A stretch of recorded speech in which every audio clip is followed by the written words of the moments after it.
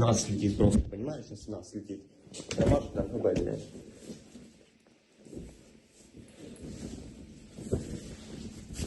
Все, падает. Иди сюда.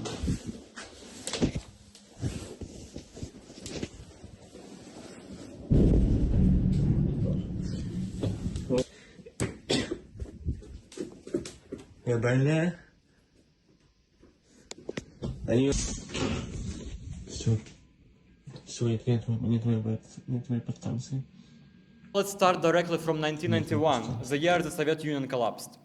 After declaring independence, Ukraine and Belarus signed an official agreement that recognized each of them as a sovereign and equal nation. For Ukraine and Belarus, independence also meant that their borders, the same ones that existed within the USSR, were internationally recognized. Russia, along with the rest of the world, confirmed Ukraine's territorial integrity that included the Crimean Peninsula and Donbas region. There were high hopes for democratic changes. The first presidential elections were held in 1994 and won by Alexander Lukashenko. Spoiler, this man is still in power to this day. Ironically, Lukashenko gained national fame by publicly accusing officials of abuse of the office. Born in near poverty, he positioned himself as the man of the people, someone who could genuinely relate to their needs, promising things everyone liked and needed, dealing with growing corruption, inflation, and restoring relationships with Moscow. As a result, Lukashenko won with more than 80% of the votes. These were the first and only recognized democratic elections. Lukashenko quickly delivered stability, but his approach was changing on the ice. It was clear that to him, the revival of Belarus as a free, independent nation was of little interest.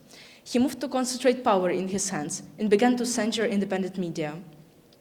In the years that followed, this recognition was reaffirmed through several key agreements. By 1996, Ukraine had completely removed all nuclear weapons from its territory. At that moment, Ukraine trusted that international law and diplomacy would guarantee its safety. A trust that, as history later showed, was deeply betrayed. First of all, we don't want to take Crimea. That's absolute nonsense. In any case, initiating such a redistribution within the territory of the former Soviet Union would lead to consequences from which we may never recover. After already the collapse of USSR, Ukraine became independent, and in the early 2000s, the country had many presidents who were basically the puppets of Putin and had pro-Russian views on everything. They all stayed in power while being completely controlled by Moscow. One of them was President Yanukovych. In late 2013, Ukraine was preparing to sign an agreement on its way to become one of the states that is going to European Union. But President Viktor Yanukovych, under pressure from Russia, refused to do it. This decision caused protests in Kiev, as Ukrainians demanded democracy, freedom, and closer ties with Europe. At the peak, there were almost 1 million protesters, compared to population of Kiev is only 3 million. In the end, government forced kill over 100 protesters. Now, every year, it's officially remembered in Ukraine as a day of heavy 100 heroes. Afraid of the consequences, Yanukovych escaped to Russia with Putin's help. As a result, a new pro-European government took power in Ukraine. Weeks later, Russia invaded and annexed Crimea, starting the ongoing conflict between Ukraine and Russia. They took over key governments, blocked Ukrainian military bases, and cut off transport and communication links with mainland Ukraine. On March 18, 2014, Russia officially annexed Crimea, violating all the agreements which were signed before with Russia and Ukraine. After 1 month, an armed conflict broke out in eastern Ukraine, in Donetsk and Luhansk region, where I am from. Armed pro-Russian militaries began occupying government buildings, police stations, and administrative offices in several cities across my city and Donetsk. Millions of people were forced to run away from their home, as my family as well. Cities like Donetsk, Luhansk, and Mariupol suffered through destruction. In 2020, Lukashenko claimed victory in yet another election, officially winning his 6th term. But this time, the public responded with protests all across the country, largest in our history. People were angry and tired, especially after the government had lied about the COVID-19 death statistics. My generation has never seen another president. Hundreds of thousands of citizens took to streets, accusing the regime of electoral fraud. Unsurprisingly, the opposition candidates were arrested. Their supporters united and were running a collective campaign with Svetlana Tikhanovskaya, who stood in for her jailed husband.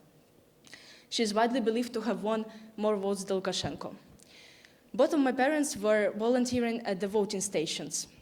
My mom was thrown out by police officers after speaking up when the director of the station threw in additional bulletins. Same thing happened to others. People were prohibited from entering, trying to observe the process through the windows. My dad managed to receive the actual results, rushing to deliver them to the election committee. For his district, Tikhanovskaya won with more than 70% of the votes. Still, the authorities responded brutally to any attempts to question the official results.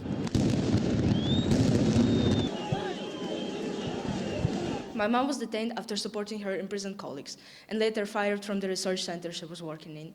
Politically motivated persecutions and social media arrests happen to this day. A trial can rise even because of a like on an incorrect Instagram post. For example, UWC is on the level of terrorist organization.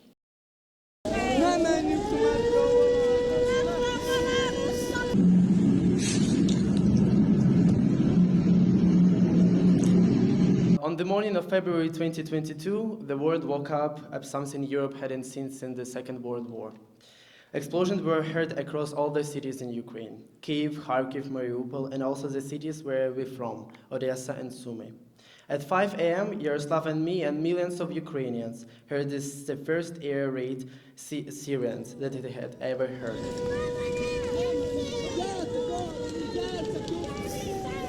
The war had begun in 2014 in Donbass and Crimea, and now turned in a nationwide attack aimed at wiping out Ukrainian sovereignty from the world. The Ukrainian armed forces, outnumbered and outgunned, stood their ground. Ordinary civilians, teachers, engineers, students built barricades, wove camouflage nets, and filled bottles to make Molotov cocktails. My grandpa and I also prepared Molotov cocktails at the back of our yard on the first days of the invasion. Cities that Russia planned to take in hours held out for weeks, and then months, and now years. Порта, бомблять аеропорт, чути, що йде бій. Вже штук 30 нарахував точно. For me, as you already know, the war didn't start in February 2022. It began much earlier, in June 2014, when the invasion of Donbass started.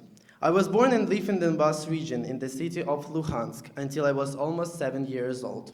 The war began suddenly. At that time, I was staying outside the city in the country house with my grandparents, while my parents were in Luhansk. One morning, I woke up at the sound of the explosion all around us. It was terrifying. My grandparents were telling me what to do if an explosion happened nearby, or where to run in case of bombing. Within just a few hours, the mobile network stopped working, and we had no contact with my parents anymore.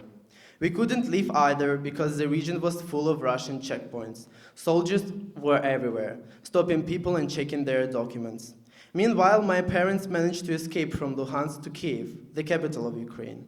Soon after, my mother found a way to come and get me in the occupied area. We were in occupation for more than 2 months with my grandparents.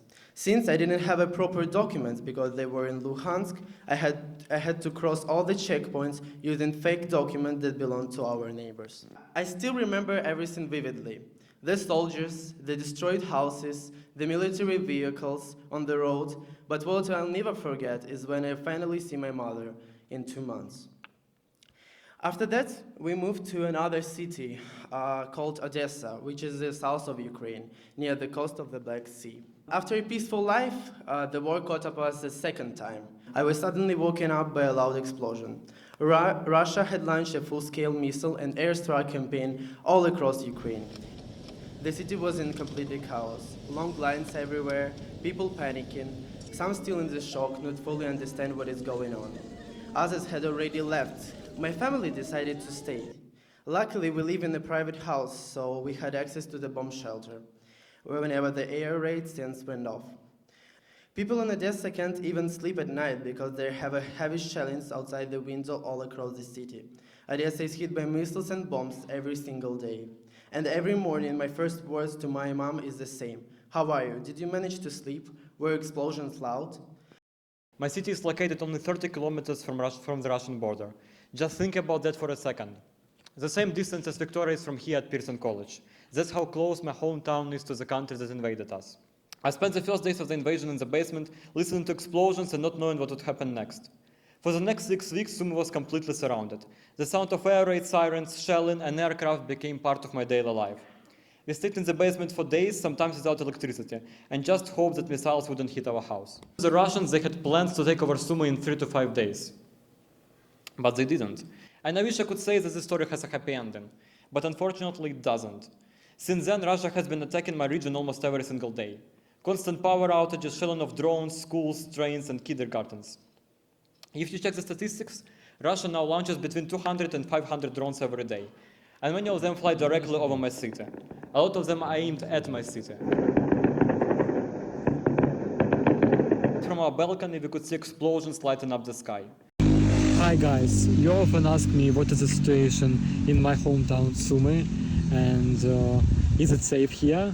So here is one example of what Russians are doing with my home city Sumy, and my home is just next street away from here.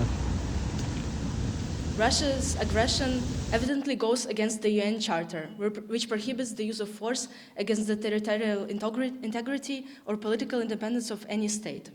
Although Putin tries to justify the actions of Russia as an act of self-defense or a response to genocide of Russian citizens, this law can only apply to states, not individuals. The evidence for so-called humanitarian intervention is lacking and not convincing.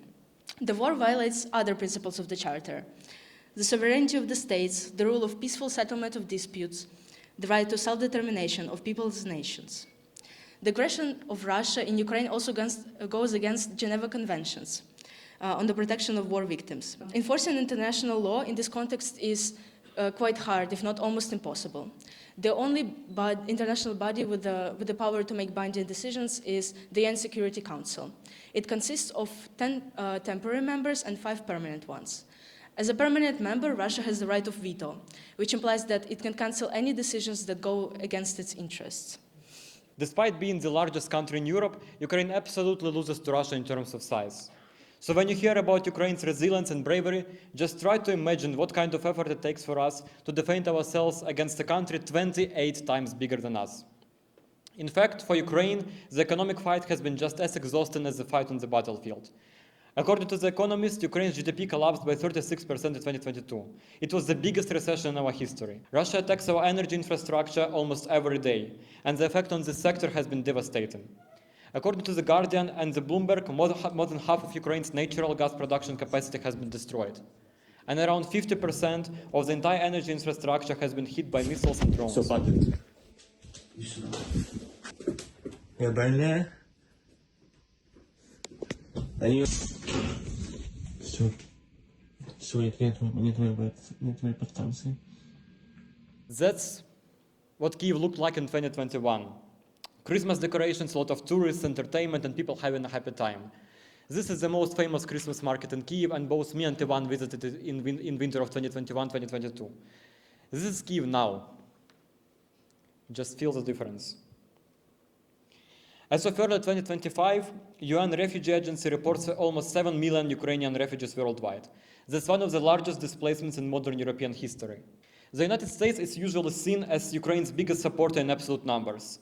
But if we look at aid as a percentage of each country's GDP, the picture changes dramatically. Estonia's support equals almost 2.3% of its GDP, while the US is not even in the top 10. As you might guess, the top countries on this chart are countries that border Russia, and their commitment to help Ukraine shows how directly they feel the threat of aggression. If global support falls or if the world loses interest, the consequences will be catastrophic.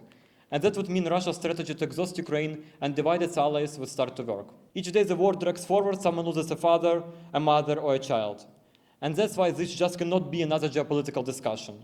For us here, it's about people, and it's about stopping the suffering. Thank you. That's it from us.